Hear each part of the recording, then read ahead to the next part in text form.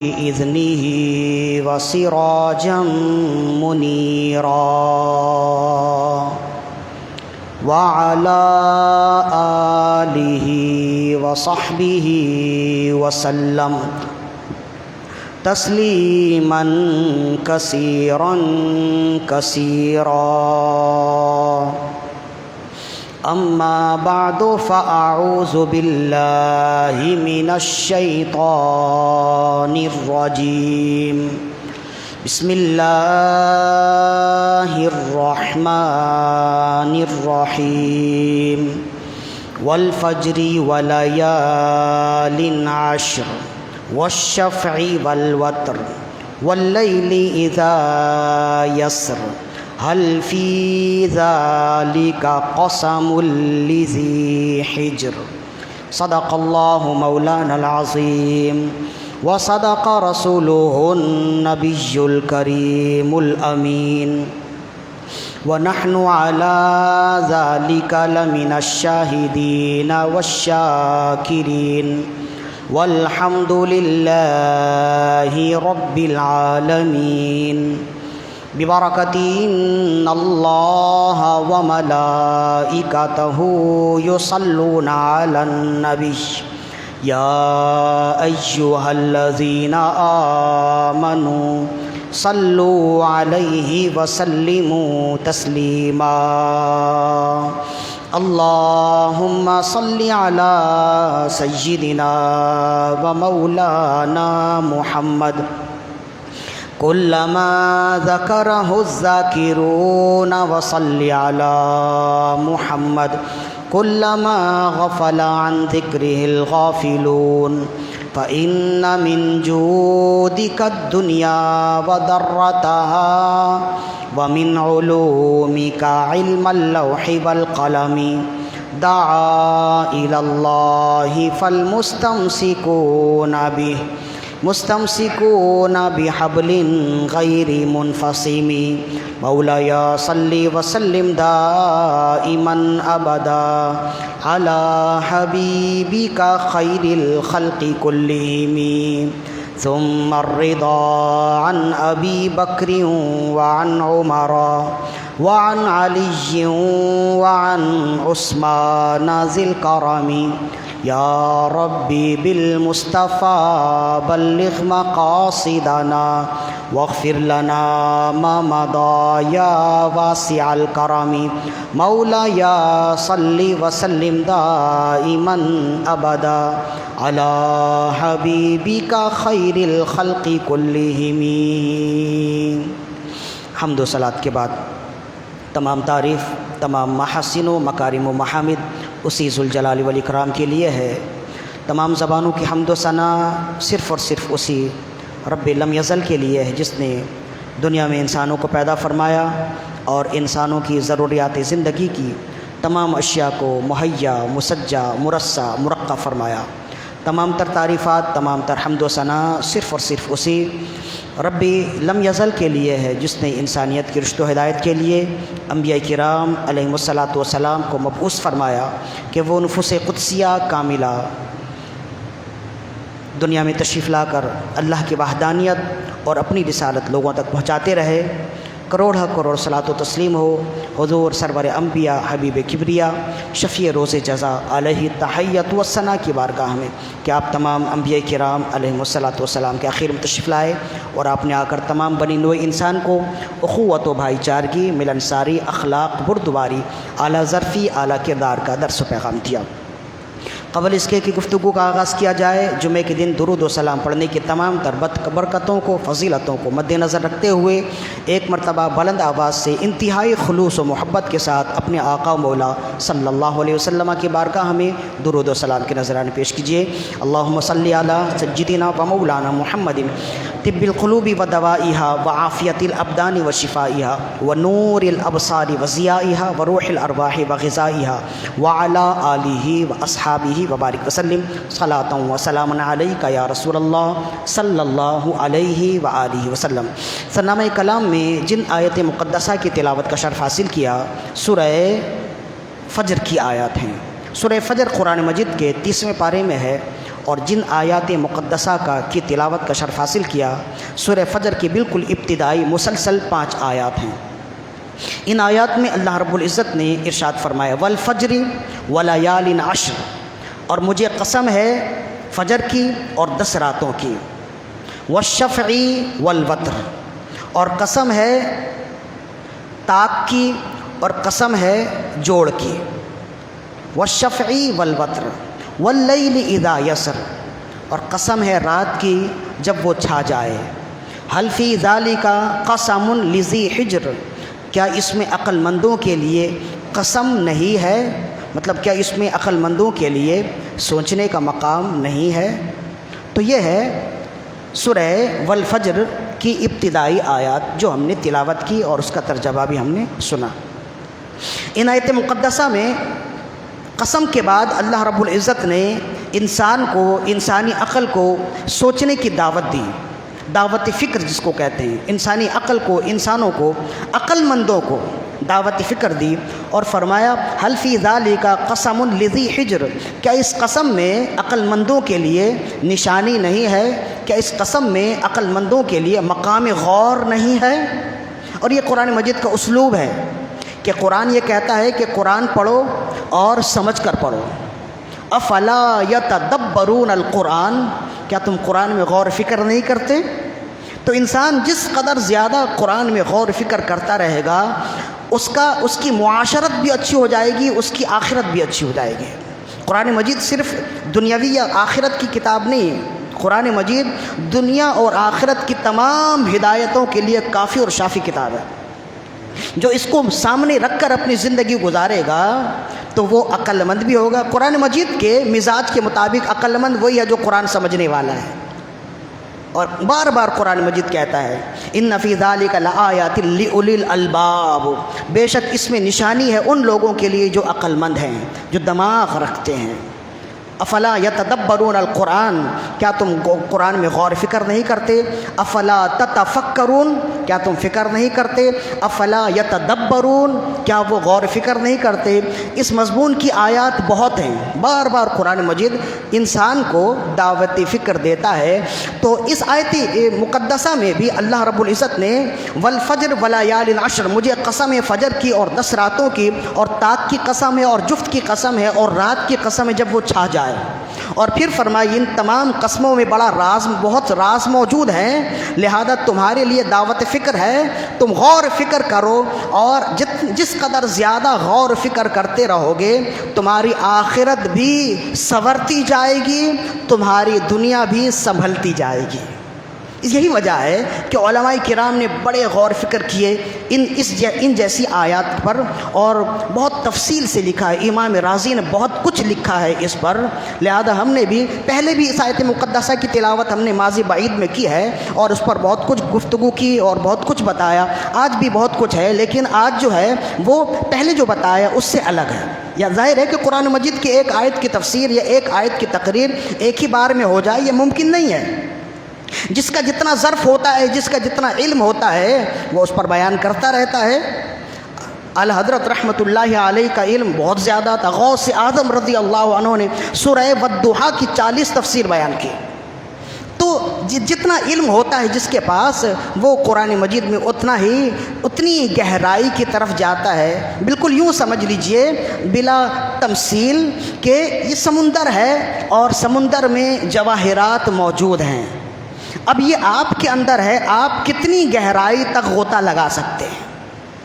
جتنی آپ کی ہمت ہو، جتنی آپ کی حرفت ہو، جتنی آپ کی طاقت ہو، جس قدر آپ گہرائی تک جا سکیں گے، جتنی گہرائی تک جائیں گے اتنا ہی قیمتی موتی ساتھ لائیں گے۔ تو یہ قرآن مجید ایسے ہی ہے، جس قدر غور فکر کیا جائے انسان اس میں سے زندگی کے معمولات سنبھالنے کے لیے روشن مثالیں نکالتا رہتا ہے۔ لہذا قرآن مجید نے یہاں ارشاد فرمایا اس پہ غور فکر کرو۔ لہذا جب غور فکر کرنا شروع کیا علماء کرام نے تو بہت سی باتیں نکالیں۔ بعض باتیں وہ ہیں، بعض ہدایات وہ ہیں جن کا تعلق آخرت سے ہے، اور بعض باتیں وہ ہیں جن باتوں پر اگر غور فکر کیا جائے تو انسان کی معاشرت اچھی ہو جائے گی، دنیاوی زندگی اچھی ہو جائے گی۔ چنانچہ ان باتوں میں سے سب سے پہلی بات یہ ہے کہ قرآن مجید میں یہ ایک جگہ نہیں ہے کہ اللہ قرآن مجید قسم کھاتا ہے یا اللہ رب العزت قسم یاد فرماتا ہے۔ قرآن مجید میں کہیں بھی اللہ کے لیے قسم کا لفظ آئے تو ہمارے باادب علماء کرام نے فرمایا کہ عام لوگ جب قسم کھاتے ہیں نا تو کہتے ہیں میں نے قسم کھائی یا فلاں نے قسم کھائی، تو کہا باادب طریقہ یہ ہے کہ جب اللہ کے لیے قسم کا استعمال کیا جائے تو کہے اللہ قسم یاد فرماتا ہے، تاکہ یہ شائبہ ہی نہ رہے کہ جس طرح اللہ ہر طرح کچھ بھی کھانے سے پاک و صاف ہے، جس طرح اللہ ہر کچھ کھانے سے پاک و صاف ہے، ویسے اللہ قسم کھانے سے بھی پاک و منزہ ہے۔ اسی وجہ سے باادب علماء جب قسم کی جانب اللہ کی جانب قسم کو منسوب کرتے ہیں تو کہتے ہیں اللہ قسم یاد فرماتا ہے۔ ہاں یہ کہہ سکتے ہیں قرآن قسم کھاتا ہے، لیکن قسم کا اطلاق جب اللہ کے لیے کیا جائے باادب طریقہ یہ ہے کہ کہا جائے اللہ قسم یاد فرماتا ہے۔ ہاں اگر کوئی کہہ دے اللہ قسم کھاتا ہے تب بھی یہ گناہ نہیں ہوگا، لیکن باادب یہی ہے۔ تو بہرحال قرآن مجید میں یہ ایک جگہ تو نہیں ہے کہ اللہ قسم یاد فرماتا ہے والفجر کہہ کے مجھے قسم ہے فجر کی، یا میں قسم یاد فرماتا ہوں قسم فجر کی، ایسا تو نہیں ہے نا۔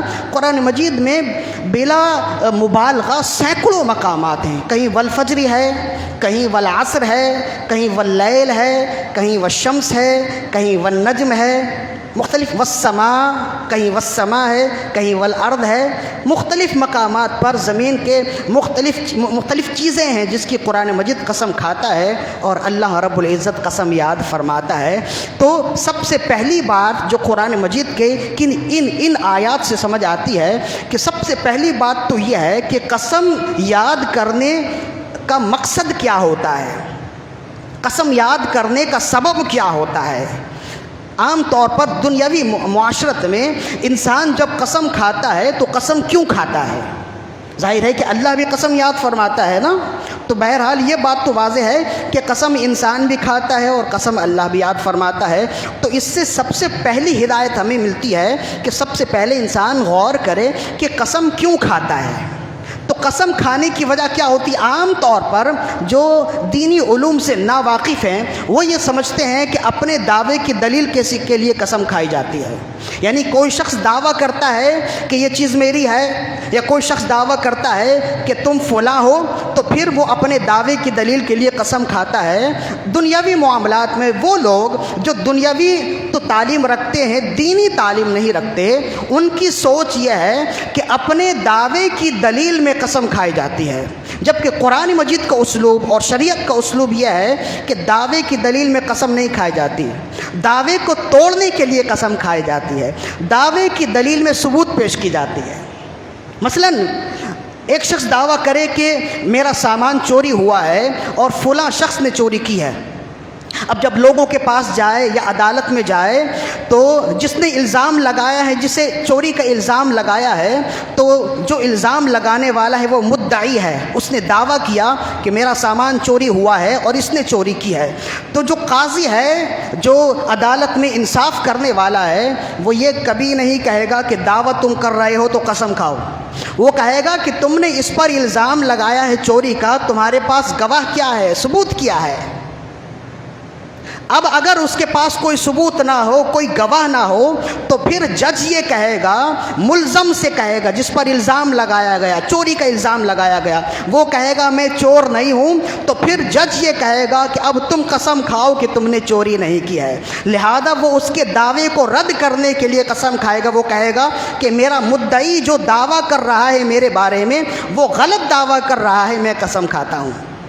تو یہ اچھی طرح یاد رکھیے، دنیاوی قانون میں بھی اور دینی شرعی قانون میں بھی اپنے دعوے کو ثابت کرنے کے لیے کبھی قسم نہیں کھائی جاتی، دعوے کو غلط ثابت کرنے کے لیے قسم کھائی جاتی ہے۔ دعویٰ کرنے والے کے لیے گواہ ہے، ثبوت ہے، اور جو دعوے کو غلط ثابت کر رہا ہے اس کے لیے قسم ہے۔ یہ حدیث پاک میں بھی ہے، اور رسول اللہ صلی اللہ علیہ وسلم نے جتنے فیصلے کیے ان فیصلوں میں آپ نے یہی اصول ہمیں دیے ہیں کہ جو دعویٰ کرنے والا ہے وہ اس کے لیے قسم نہیں ہے، اس کے لیے دلیل ہے، گواہ ہے، ثبوت ہے۔ اور جو دعوے کو رد کرنے والا ہے اس کے لیے ہے کہ وہ قسم کھائے۔ اب یہ تو ہے اصول، شریعت کا اصول ہے اور اس میں دو رائے کسی کی نہیں ہے۔ رسول اللہ صلی اللہ علیہ وسلم کا فرمان احادیث مقدسہ میں اس طرح کے بہت ہیں، بلا مبالغہ درجنوں واقعات رسول اللہ کے فیصلے کے ہیں، اور اس طرح کی احادیث بہت زیادہ ہیں۔ خود قرآن مجید میں اگر آپ دیکھیں، غور کریں، جس جگہ اللہ قسم یاد فرماتا ہے یا قرآن مجید میں جہاں جہاں قرآن مجید قسم کھاتا ہے، کسی بھی چیز کی قسم کھائے، اس کو اگر آپ غور کریں، اس کے سابقے دیکھیں، لاحقے دیکھیں، پس منظر دیکھیں، تو کسی نے کوئی دعویٰ کیا ہے اور قرآن مجید اس دعوے کو رد کرنے کے لیے قسم کھاتا ہے۔ ایسا نہیں ہے کہ قرآن مجید دعویٰ کرے اور دعوے کی دلیل میں قسم کھائے، ایسا نہیں ہے۔ چنانچہ جب لوگوں نے کہا بس اشارہ دیتے چلیں، ہم نے تب تھوڑی آگے کی طرف منزل ہے ہماری، اب اشارہ دیتے چلیں، گویا کہ بعض لوگوں نے کہا کہ محمد صلی اللہ علیہ وسلم کو محمد کے رب نے چھوڑ دیا ہے، محمد کے خدا نے محمد کو چھوڑ دیا ہے، یہ ان کا دعویٰ تھا نا۔ تو پھر قرآن مجید نے کہا وَالضُّحَىٰ وَاللَّيْلِ إِذَا سَجَىٰ مَا وَدَّعَكَ رَبُّكَ وَمَا قَلَىٰ، مجھے قسم ہے وَالضُّحَىٰ کی، مجھے قسم ہے صبح کی، مجھے قسم ہے رات کی، پیارے حبیب آپ کے رب نے آپ کو چھوڑا نہیں ہے۔ تو قرآن مجید یہاں ان کے دعوے کو رد کر رہا ہے۔ دعویٰ ان کا تھا نا، ان کا دعویٰ تھا کہ محمد کے خدا نے محمد کو چھوڑ دیا ہے صلی اللہ علیہ وسلم عز و جل۔ تو قرآن مجید ان کے دعوے کو رد کرنے کے لیے کہتا ہے کہ پیارے حبیب وہ یہ دعویٰ کرتے ہیں کہ میں نے تمہیں چھوڑ دیا ہے، میں ان کے دعوے کو غلط ثابت کرتا ہوں اور کہتا ہوں کہ پیارے حبیب میں نے تمہیں چھوڑا نہیں ہے۔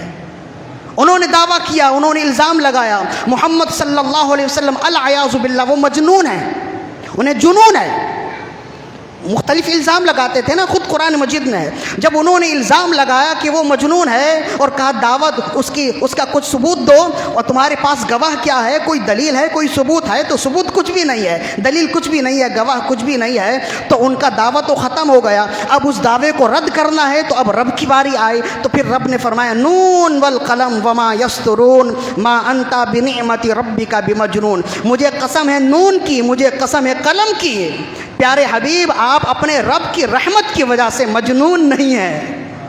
تو یہ دعوے کو ثابت نہیں کیا بلکہ ان کے دعوے کو رد کیا ہے۔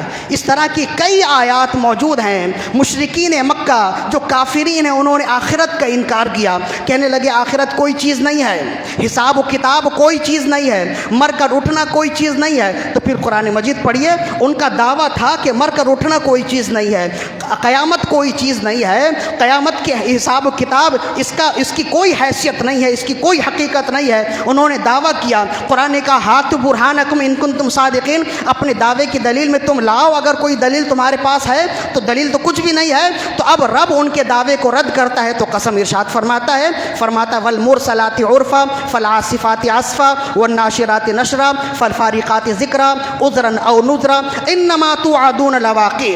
5 قسم یاد فرمانے کے بعد فرماتا پیارے حبیب ان سے کہہ دیجئے کہ قیامت کا جو وعدہ ان سے کیا گیا ہے وہ پورا ہوگا۔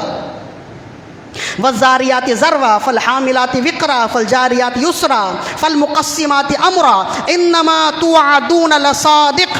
4-5 قسم کھانے کے بعد، 5 قسم یاد فرمانے کے بعد رب فرماتا پیارے حبیب ان سے کہہ دیجئے کہ ان سے جو وعدہ کیا گیا ہے وہ وعدہ سچا ہونے والا ہے، ایسا جھوٹا وعدہ نہیں ہے۔ تو وہ جو دعویٰ کرتے تو ان دعوے کو رد کرنے کے لیے قرآن مجید مختلف چیزوں کی قسم یاد فرماتا اور یاد فرما کے ان کے دعوے کو رد کرتا۔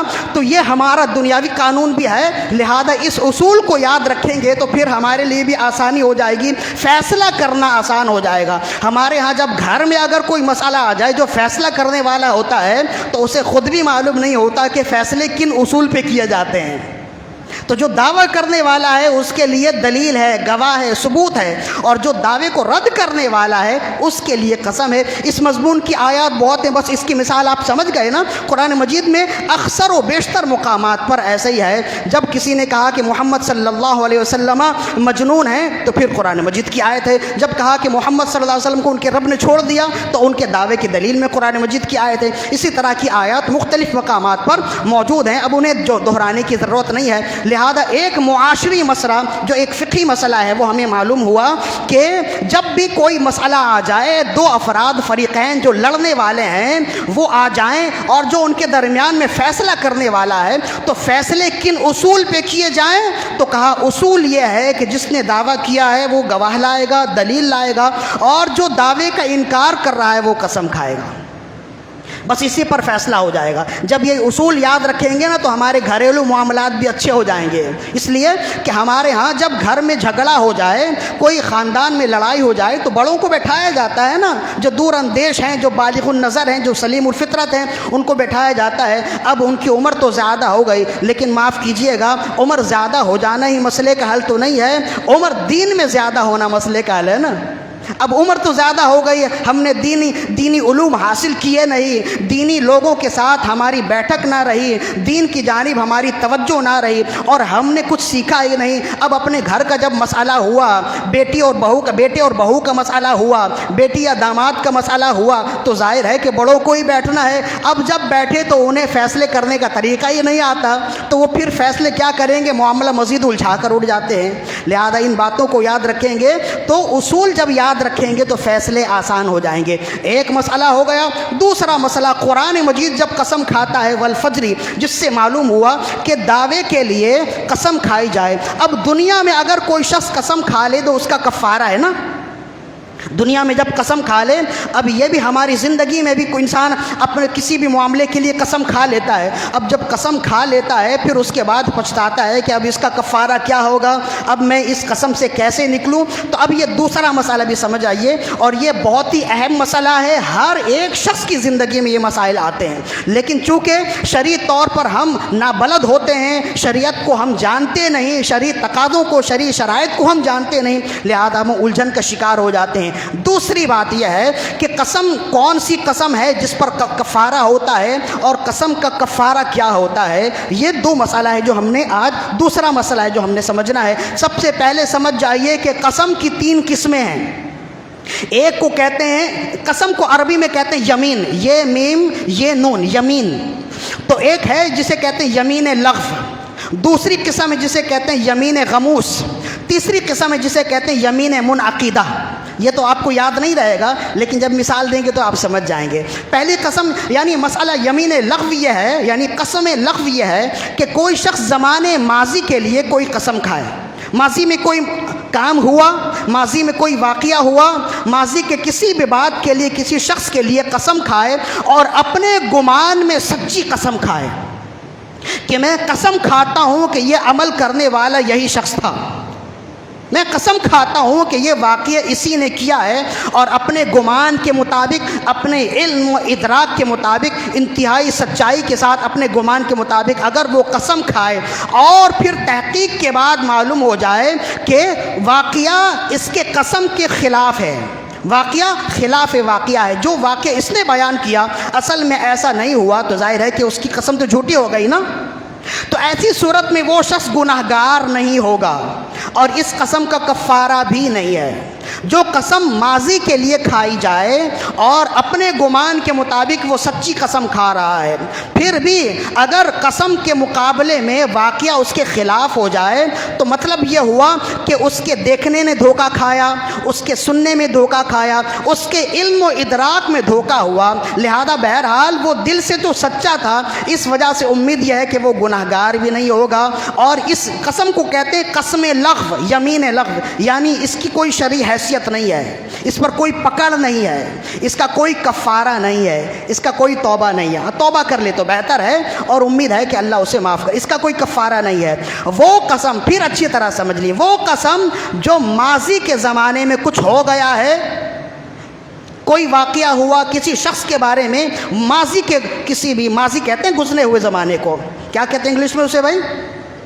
پاسٹ کے زمانے کو، ماضی کے زمانے کو، انگریزی سمجھنے والے تو زیادہ ہوتے ہیں نا۔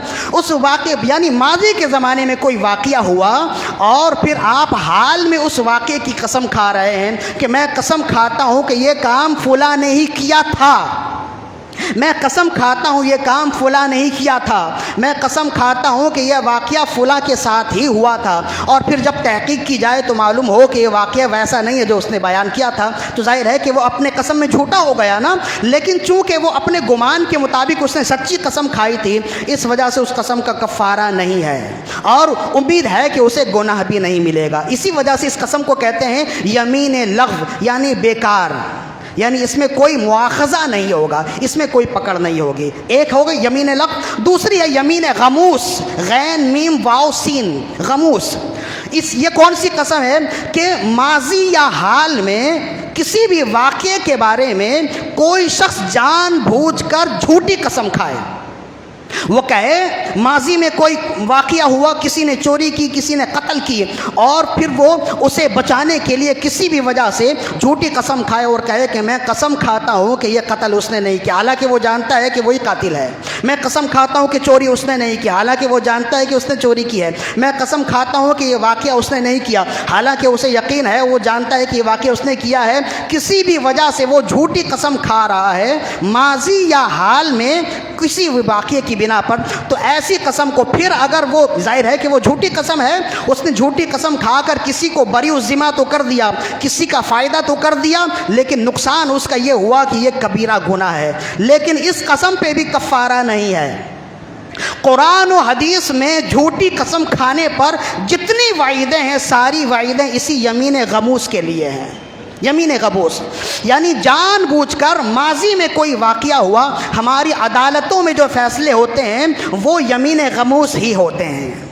کوئی واقعہ ہو جاتا ہے، کوئی قتل ہو گیا، کوئی چوری کا واقعہ ہو گیا، کوئی ڈکیٹی کا واقعہ ہوا، کوئی بھی ایسا واقعہ ہو جاتا ہے، پھر جب عدالت میں جاتے ہیں تو فیصلہ ہوتا ہے نا، اور جب فیصلے پر بات گواہی پر نہ آئے تو پھر قسم پر بات آتی ہے۔ تو بعض ایسے بھی ہیں جو گواہ خریدے جاتے ہیں جھوٹی گواہی دینے کے لیے، وہ گواہی دیتے ہیں کہ ہم قسم کھاتے ہیں کہ اس نے چوری نہیں کی، ہم قسم کھاتے ہیں کہ میں قسم کھاتا ہوں کہ اس نے یہ گناہ نہیں کیا، حالانکہ وہ جانتا ہے کہ وہ اپنی قسم کھانے میں جھوٹ بول رہا ہے۔ تو یہ کبیرہ گناہ ہے، سخت ترین گناہ ہے، لعنت اللہ علی الکاذبین۔ ایسے ہی لوگوں کے لیے کہا گیا، احادیث اور قرآن مجید میں جھوٹی گناہوں کی جتنی وعیدیں ہیں سب ایسے ہی لوگوں کے لیے ہیں، لیکن اس قسم پہ بھی کفارہ نہیں ہے۔ اب تیسری قسم ہے یمین منعقدہ، آئندہ ہونے والے واقعات کے کسی بھی واقعے کے بارے میں زمانے حال میں کوئی قسم کھا لے، میں قسم کھاتا ہوں یہ کام نہیں کروں گا، پھر اگر وہ کام کرے استقبال میں، کیا کہتے ہیں انگریزی میں اس کو، فیوچر میں، زمانے فیوچر میں، یعنی استقبال، زمانہ استقبال میں، زمانے مستقبل میں ہونے والے کسی بھی واقعے کے بارے میں کوئی شخص قسم کھائے کہ میں قسم کھاتا ہوں یہ کام نہیں کروں گا، پھر اگر وہ کام کر دے تو وہ قسم توڑنے والا ہوگا، اس قسم پر کفارہ ہے۔ اس وجہ سے اسے کہتے ہیں یمین منعقدہ۔ یہ وہ قسم ہے جو منعقد ہوتی ہے۔ ہمارے ہاں گھریلو لڑائیوں میں یہی قسم زیادہ استعمال ہوتی ہے، یمین غموس استعمال نہیں ہوتی۔ یمین غموس عدالتوں میں زیادہ استعمال ہوتی ہے۔ ہمارے گھروں میں میاں بیوی میں جب لڑائی ہو گئی کسی بھی معاملے میں، عام طور پر ہوتا ہے، مثال دے کر بتا رہا ہوں، کسی کے گھر کی بات نہیں، مثال ہے، جب لڑائی ہو گئی، شوہر نے کہا میں قسم کھاتا ہوں آج کے بعد تمہاری ماں کے گھر نہیں جاؤں گا، اس نے کہا جب تم میرے گھر نہیں جاؤ گے میں بھی قسم کھاتی ہوں تمہاری ماں کے گھر بھی نہیں جاؤں گی۔ یہ زمانے استقبال کے لیے دونوں نے قسم کھا لی نا۔ اب حالات ایک جیسے نہیں رہتے، مزاج ایک جیسا نہیں رہتا۔ اب جب دونوں میں صلح صفائی ہو گئی، محبت کی بات ہو گئی، تو اب دونوں بیٹھے ہیں فکر کرتے ہوئے کہ اب کیا کریں۔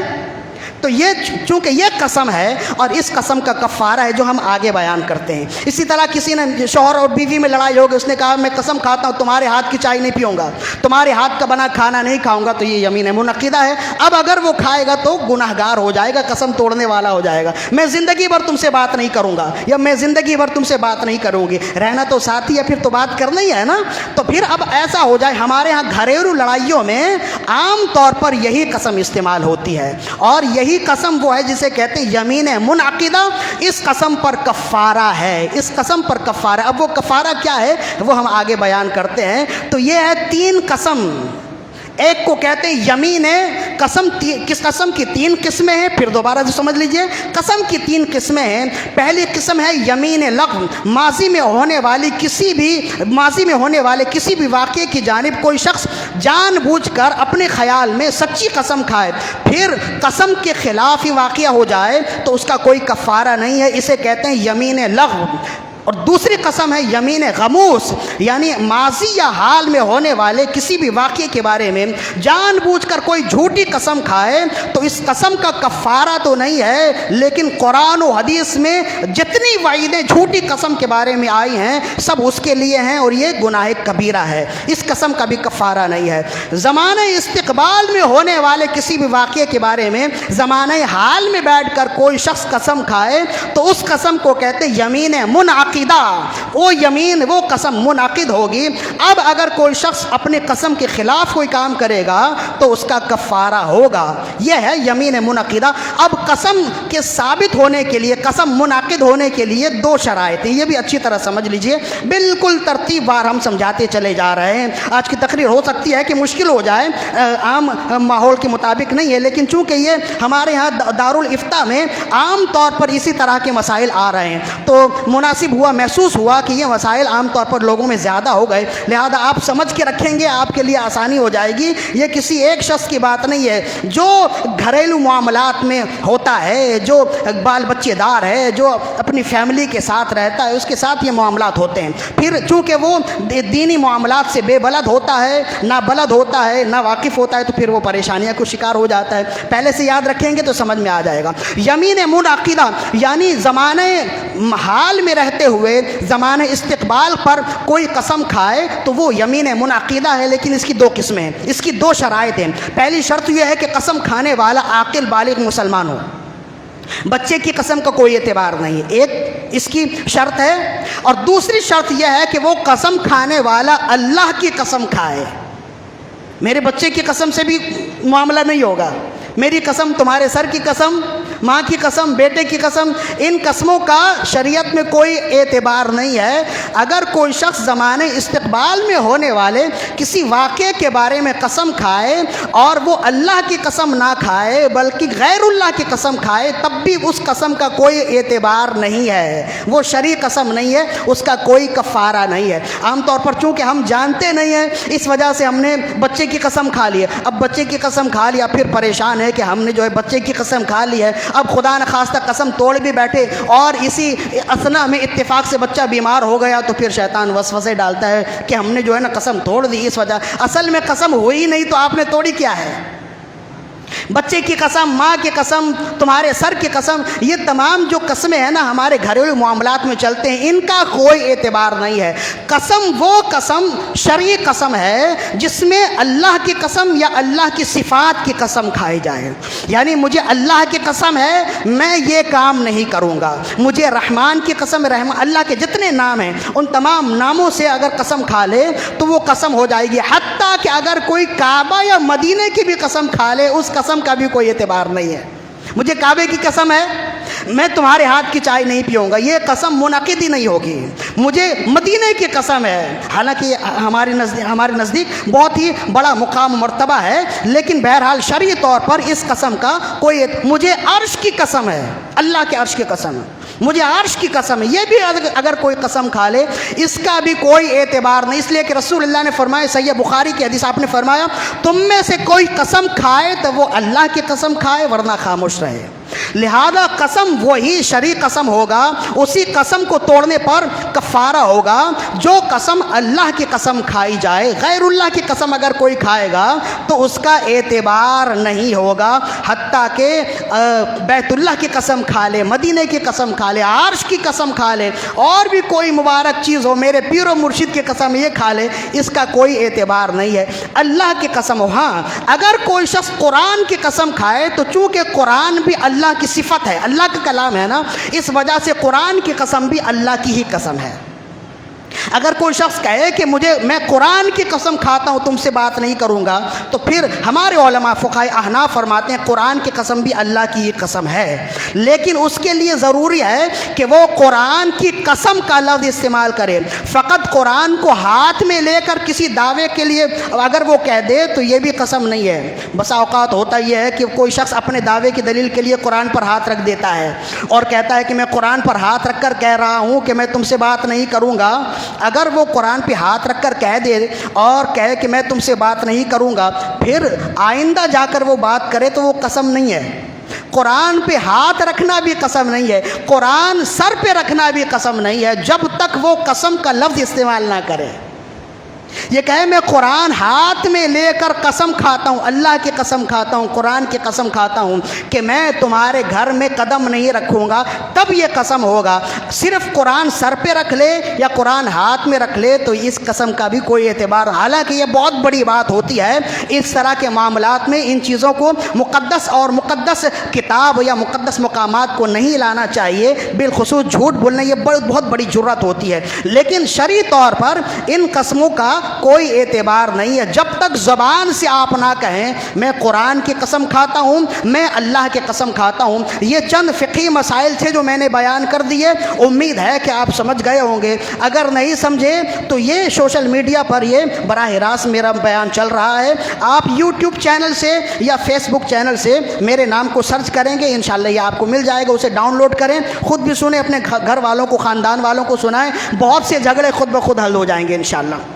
اس کا کچھ فائدہ بھی تو ہونا چاہیے نا۔ اب اس قسم کا کفارہ کیا ہوتا ہے؟ وہ قسم جو عاقل و بالغ جان بوجھ کر اپنی ہوش و حواس میں زمانہ استقبال کے لیے قسم کھائے اور اللہ کی قسم کھائے یا قرآن کی قسم کھائے پھر اسے توڑ دیتا، اب اس کا کفارہ کیا ہوتا ہے؟ 7ویں پارے کے پہلے صفحے میں اس کا کفارہ لکھا ہوا ہے، فَكَفَّارَتُهُ اِطْعَامُ 10 مساکین من اوسط ما تطعمون اہلیکم او کسوتہم او تحریر رقبہ فمن لم یجد فصیام 3 ایام ذالک کفارۃ ایمانکم اذا حلفتم واحفظوا ایمانکم۔ اب اس قسم کا کفارہ کیا ہے؟ سب سے پہلے سمجھ لیجئے، قسم کا کفارہ سب سے پہلے 10 مسکین کو کھانا کھلائے 2 وقت کا، صبح اور شام۔ یہ نہیں کہ بہت اعلیٰ وہ کھانا جو عام طور پر آپ کھاتے ہیں وہ کھلائیں، 10 مسکین کو کھانا کھلائے 2 وقت کا، یا 10 مسکین کو کپڑے پہنائے مناسب، نہ بہت اعلیٰ نہ بہت گھٹیا، درمیانے انداز کا جو لباس ہے وہ پہنائے، نیا لباس پرانا نہیں، یا تو 10 مسکین کو کھانا کھلائے یا 10 مسکین کو کپڑے پہنائے یا ایک غلام آزاد کرے۔ یہ 3 کام ہیں۔ 10 مسکین کو کھانا کھلائے، اب یہ بھی ممکن ہے کہ 10 مسکین کو 1 دن کھلا دے یا 1 مسکین کو 10 دن کھلا دے، یہ بھی ہو سکتا ہے۔ یا اگر کھانا نہیں کھلا سکتے تو 1 مسکین کو روزانہ 1 فطرے کی رقم دے دیں، یا 10 مسکین کو ایک ساتھ ہی فطرے کی رقم دے دیں۔ جو فطرے کی رقم آپ دیتے ہیں وہ بھی آپ دے سکتے ہیں، یہ شرعی طور پر اس کی اجازت ہے، لیکن 10 مسکین کو کھانا کھلانا ہے سب سے پہلے، پھر اس کے بعد اگر یہ نہیں کر سکتے تو 10 مسکین کو لباس پہنا دیں، یہ بھی نہیں کر سکتے تو 1 غلام آزاد کر دیں۔ غلامی کی چلن تو اب ہے ہی نہیں، تو یہ تو اب ہمارے ہاں ناممکن ہے۔ تو اب اگر یہ تینوں کام نہیں کر سکتے تو پھر قرآن مجید نے کہا اگر ان تینوں میں سے کوئی کام تم نہیں کر سکتے تمہارے لیے بالکل ناممکن ہے تو پھر 3 متواتر روزے رکھ لو، لگاتار 3 روزے رکھ لو۔ لیکن یہ نہیں کہ اب آپ نے سوچا کہ مسکین کو کھانا کھلائیں گے تو پیسے کا مسئلہ ہے یا لباس پہنائیں گے تو پیسے کا مسئلہ ہے تو آپ نے روزہ رکھ لیا۔ اگر ان کاموں پر آپ عمل کر سکتے تھے لیکن آپ نے عمل نہیں کیا پھر روزہ رکھ لیا تو کفارہ نہیں ہوگا۔ کفارہ اسی وقت ہوگا کہ وہ کام آپ نہیں کر سکتے ہیں، آپ کے پاس اتنی اوقات نہیں ہے، آپ کے پاس اتنا مال نہیں ہے کہ آپ 10 مسکین کو کھانا کھلائیں یا اسے فطرانے کی رقم دیں۔ اگر آپ ایسا نہیں کر سکتے، واقعی حقیقت حال بھی ایسا ہی ہے کہ آپ ایسا نہیں کر سکتے، پھر قرآن مجید نے کہا فَمَن لَّمْ يَجِدْ فَصِيَامُ 3 ایام ذَلِکَ کَفَّارَۃُ ایمانکم۔ اگر کوئی یہ سب نہ کر سکے تو وہ 3 روزے رکھے، یہی تمہارے قسموں کا کفارہ ہے۔ مطلب یہ ہے کہ پہلے یہ آپشن ہے 3، ان کے بعد ان میں سے کوئی ایک نہ کر سکے پھر وہ روزہ رکھے گا۔ اگر براہ راست روزہ رکھ لے ان تمام تمام کو اگنور کر دے، صرف نظر کر دے، تب بھی اس کا کفارہ نہیں ہوگا۔ اب یہ تو گفتگو تو ختم ہو گئی، وقت بھی یہاں پہ ختم ہو گیا۔ چند فقہی مسائل میں نے آج بیان کی، میں نے پہلے بھی بیان کیا تھا کہ والفجر پر گفتگو میں نے پہلے بھی کی ہے، لیکن آج کی گفتگو تھوڑی سی مشکل بھی ہوگی اور الگ ہوگی۔ تو والفجر سے متعلق جو میں نے شروع سے لے کے اب تک گفتگو کی ہے،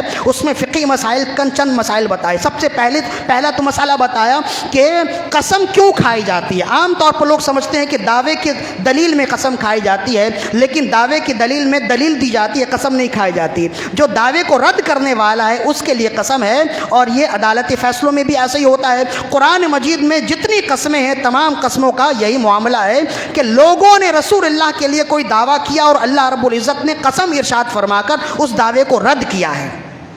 ایک بات ہو گئی، اور دوسری بات یہ ہے کہ قسم کی قسمیں کتنی ہیں وہ بھی میں نے بیان کر دی ہے، اور پھر قسم کون سی قسم منعقد ہوتی ہے وہ بھی بیان کر دیا، اور یہ بھی بیان کر دیا کہ ان قسموں کا کفارہ کیا ہوتا ہے۔ ان باتوں کو اگر آپ مد نظر رکھیں گے، آپ کی دنیا بھی اچھی ہو جائے گی، آخرت بھی اچھی ہو جائے گی۔ مزید اگر کوئی بات سمجھ نہ آئے تو میں بھی یہاں موجود ہوں، مجھ سے بھی پوچھ سکتے ہیں۔ پھر میں نے کہا کہ یہ تمام پوری تقریر ریکارڈ ہو رہی ہے، فیس بک چینل سے بھی آپ لے سکتے ہیں، یوٹیوب سے بھی لے سکتے ہیں، میرا نام سرچ کریں گے تو انشاءاللہ آ جائے گا۔ اسے سبسکرائب کر لیجئے اور اپنے ساتھ رکھیے، اور اس طرح کی جو باتیں ہیں وہ آپ خود بھی سنیں، بار بار سنیں۔ ایک بار سمجھنا ہے اب تو آپ کے پاس وہ چیز سیف ہوگی نا، ایک بار سمجھنا ہے پھر سنیں، پھر سمجھنا ہے پھر سنیں، پھر بھی سمجھنا ہے تو پھر مجھ سے پوچھ لیجئے، انشاءاللہ میں بیان کر دوں گا، آپ کو سمجھانے کی کوشش کروں گا۔ اللہ تعالیٰ سے دعا ہے کہ رب ذوالجلال ہماری آج کی حاضری اپنی بارگاہ میں قبول و مقبول فرمائے۔ وما علینا الا البلاغ۔